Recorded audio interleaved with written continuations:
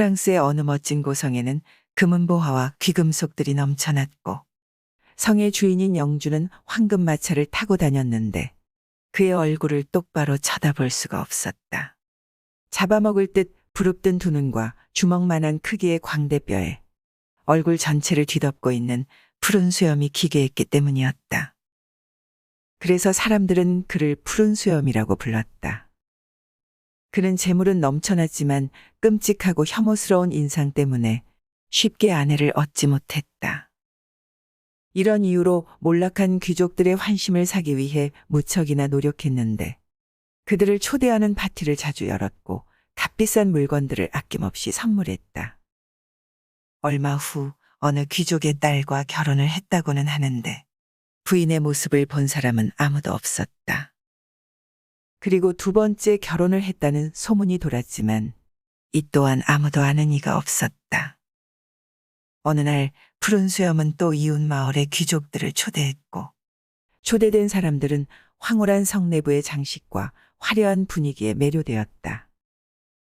하지만 어느 누구도 푸른 수염을 가까이에서 본 적이 없었기에 다들 긴장하였는데 영주인 푸른 수염이 초대에 응해준 귀족들에게 감사의 말을 전하자 그의 점잖고 중후한 목소리에 안도하는 분위기였다. 연회장에는 맛있는 음식과 술들이 가득했고 모두들 신나게 먹고 마시며 마음껏 파티를 즐겼다. 그의 재력과 멋진 매너 때문인지 혐오스런 인상 따위는 개의치 않는 모습들이었다. 특히 한 귀족의 두 딸들은 서슴없이 그와 대화를 나누었으며 파티가 끝날 무렵 푸른 수염은 그녀들이 가장 좋아할 만한 것들을 골라 한가득 선물했다. 그리고 딸들과 가족들은 몇 번의 왕래를 더 가지게 되었고 그러던 중 푸른 수염은 청혼의 뜻을 내비쳤다.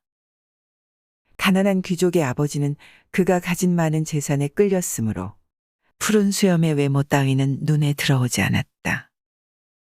하지만 무조건 자신의 딸과 혼인을 시킬 수는 없었고 전처에 대한 소문도 알아야 했기에 아직 서로에 대해 잘 모르니 생각해 보겠다고 말했다. 그러자 가족들이나 친지들 누구든 상관없습니다. 이 성에서 한 달간 함께 지내보는 것이 어떠신지요? 라며 제안을 했고 아버지는 푸른 수염의 제안에 흡족해하면서 집으로 돌아왔다. 그동안 보여준 그의 모습 때문인지 모든 가족이 함께 한 달간 성에서 살기로 결정했다.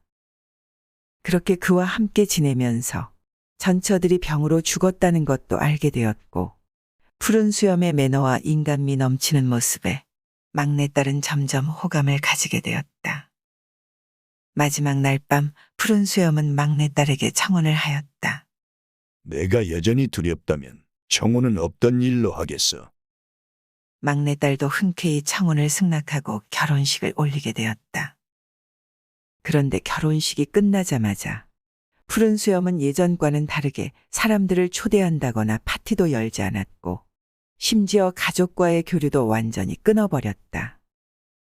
그러던 어느 날 푸른 수염은 급한 일이 생겨 멀리 다녀와야 한다고 말했다.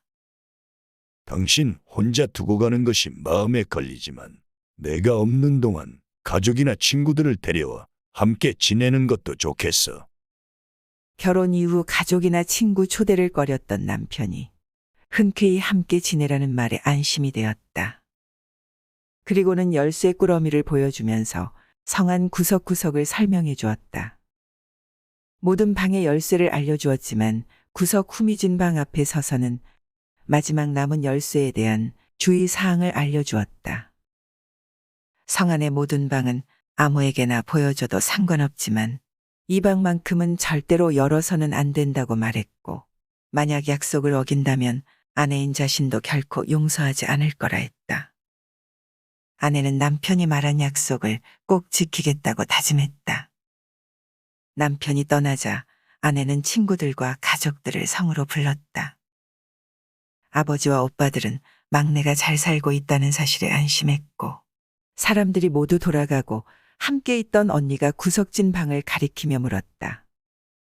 저 방에는 뭐가 있니? 남편이 절대 열어서는 안 되는 방이라며 약속까지 했다는 말을 하자 더욱 호기심이 생긴 언니는 동생을 재촉했다. 잠깐 열었다가 뭐가 있는지 살펴본 후에 몰래 닫아버리면 아무도 모르는 거잖아.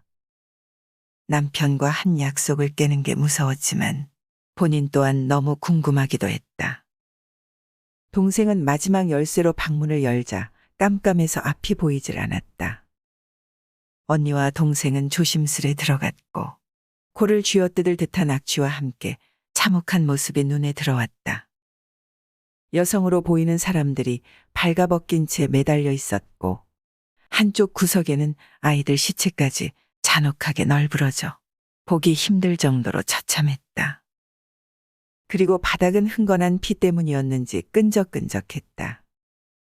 심장이 미칠 듯이 뛰었고 정신을 차릴 수 없을 정도로 온몸이 떨려 그만 바닥에 열쇠를 떨어뜨리고 말았다. 공포로 온몸이 얼어붙은 동생에게 언니는 어서 빨리 나가야 한다고 소리쳤고 동생은 쓰러질 듯 힘겹게 열쇠를 주운 후 방을 빠져나왔다. 자매는 피 묻은 신발과 열쇠를 씻기 위해 화장실로 향했는데 열쇠에 묻은 피는 어떻게 해도 지워지지가 않았다. 어쩔 수 없어 피 묻은 열쇠가 보이지 않도록 가지런히 포개어 열쇠 꾸러미를 보관함에 넣어두었다.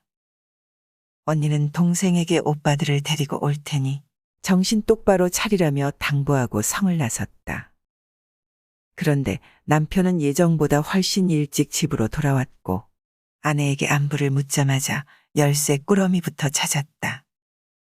푸른 수염은 차갑고 섬뜩한 목소리로 나와의 약속을 깬 것이오. 아내는 아니라며 떨면서 대답했다. 여기 열쇠에 핏자국이 있는데 어디서 거짓말을. 푸른 수염은 기괴한 미소를 지으며 아내에게 말했다. 당신도 저 방에 여자들처럼 매달려야지. 아내는 신에게 기도할 시간만이라도 달라고 울부짖으며 애원했다. 그래, 마지막으로 준비할 시간을 주지. 그날 밤 걱정된 언니가 먼저 성으로 몰래 찾아왔고 동생은 푸른 수염과 약속을 지키지 못한 죄로 자기가 곧 죽게 생겼다고 말했다. 언니는 동생에게 오빠들이 오고 있으니 걱정하지 말라고 떨고 있는 어깨를 안아주었다. 그때 바닥을 긁는 쇠소리와 함께 푸른 수염의 끔찍한 목소리가 들려왔다. 어디에 숨어 있니? 매달려야 할 시간이다. 푸른 수염은 도끼를 질질 끌면서 이방저방을 뒤지며 아내를 찾았다. 성탑으로 오르는 문을 두드리며 숨어봐야 뻔하지. 여기 있는 거 다 알아. 언니, 오빠들은 아직인 거야? 어떻게 못 버티겠어. 이제 문이 열릴 것 같아. 푸른 수염은 문고리를 도끼로 내리쳤고 문이 열려버렸다. 아내는 비명을 지르며 살려달라고 애원했지만 푸른 수염은 아내의 머리채를 사정없이 잡아 끌었고 자신을 죽인 후 성탑에 있는 언니도 죽이겠다고 말했다. 도끼를 아내에게 내리치려는 순간 오빠들의 두 칼이 푸른 수염의 등에 깊이 박혔다. 푸른 수염은 갑작스런 공격에 비명도 지르지 못하고 쓰러졌다. 오랫동안 돈과 권력으로 사람들을 속여 끔찍한 연쇄살인을 저질러온 푸른 수염의 최후였다. 가족들의 도움으로 살아남은 동생은 푸른 수염의 막대한 재산을 상속받아 어려운 사람들을 도우며 잘 살았다.